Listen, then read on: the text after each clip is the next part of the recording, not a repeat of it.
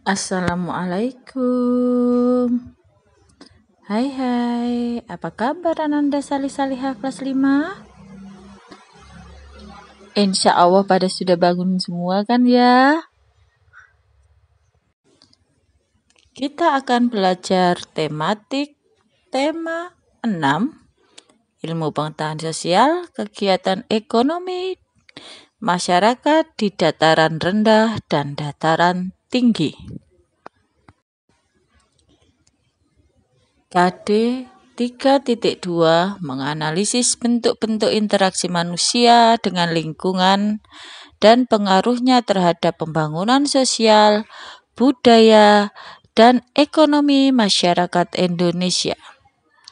Tujuan pembelajaran, siswa mampu membandingkan aktivitas masyarakat di beberapa wilayah dalam upaya pembangunan ekonomi, sosial, dan budaya Indonesia. Dataran rendah. Dataran rendah merupakan salah satu jenis daratan pada permukaan bumi yang berupa hamparan luas tanah dengan tinggi kurang dari 200 meter di atas permukaan laut. Dataran rendah juga dikenal dengan istilah aluvial. Aluvial merupakan salah satu jenis tanah yang berasal dari endapan aliran sungai. Suhu udara pada dataran rendah biasanya berkisar antara 23 derajat Celcius sampai dengan 28 derajat Celcius. Contoh beberapa dataran rendah di Indonesia. Dataran rendah Surakarta, dataran rendah Semarang, dataran rendah Madiun, dataran rendah Palembang. Ciri-ciri dari dataran rendah sendiri adalah tanahnya relatif datar dan memiliki ketinggian kurang dari 200 meter di atas permukaan laut. Lokasi dataran rendah biasanya di sekitar pantai, tetapi ada juga yang ditemukan di daerah pedalaman. Terjadinya akibat proses sedimentasi. Di Indonesia sendiri, dataran rendah terjadi akibat sedimentasi sungai. Tanahnya lebih subur dan banyak ditempati penduduk jika dibanding dengan daerah pegunungan. Memiliki tekanan udara yang lebih tinggi daripada daerah pegunungan.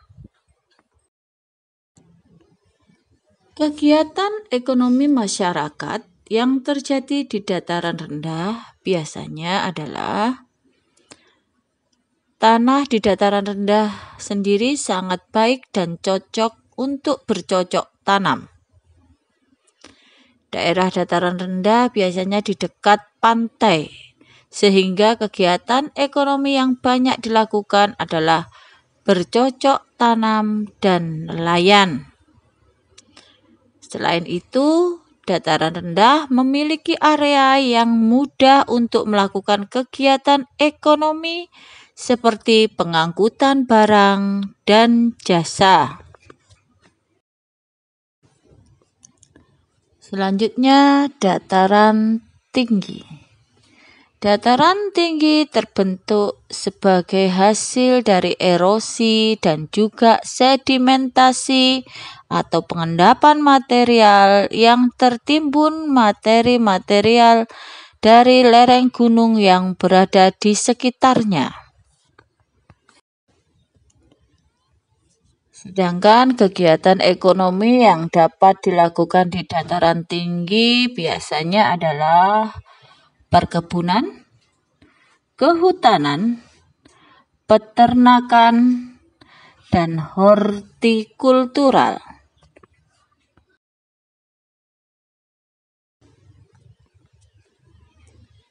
Perkebunan.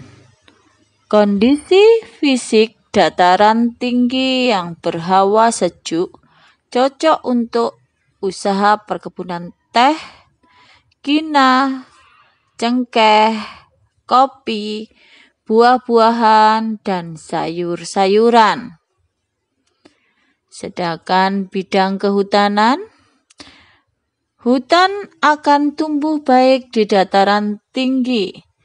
Di Indonesia hutan masih banyak tumbuh di Sumatera, Kalimantan, Sulawesi, Irian Jaya, dan sebagian kecil Pulau Jawa. Perekonomian penduduk Indonesia terutama di luar Pulau Jawa masih tergantung dari hasil hutan. Selain memanfaatkan sebagai jenis kayu seperti jati, ulin, kruing, dan bangkirai, penduduk juga mengambil hasil hutan lainnya seperti rotan, damar, dan getah-getahan. Bidang peternakan. Di dataran tinggi yang hawanya sejuk dan dingin juga cocok untuk usaha peternakan.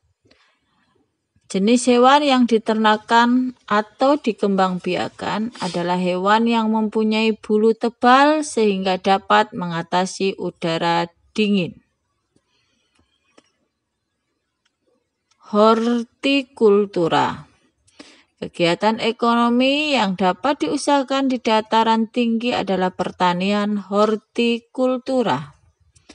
Sistem pertanian ini dilakukan dengan cara memperbanyak jenis tanaman yang ditanam pada lahan pertanian. Dengan cara ini, hasil panen akan meningkat, kegagalan panen dapat diperkecil, dan lahan tetap hijau, ditumbuhi tanaman sehingga erosi tanah dapat dicegah. Pertanian hortikultura banyak diusahakan di Pulau Jawa dan Sumatera.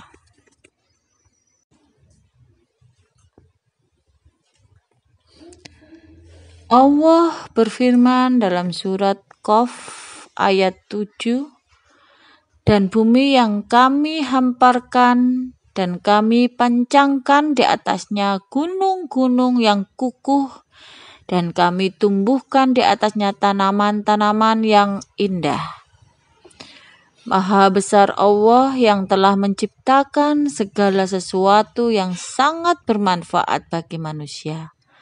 Di antara ciptaan Allah itu ada tumbuhan berupa sayur-sayuran dan buah-buahan. Mari kita bersyukur untuk nikmat yang Allah berikan dengan makanan-makanan yang sehat dan bergizi. Alhamdulillah, terima kasih anandaku semuanya telah mengikuti pelajaran hari ini. Semoga ilmunya bermanfaat ya. Sambil menunggu pelajaran selanjutnya, boleh sambil nyemil-nyemil. Sampai jumpa di pelajaran selanjutnya. Wassalamualaikum. Jaga kesehatan selalu.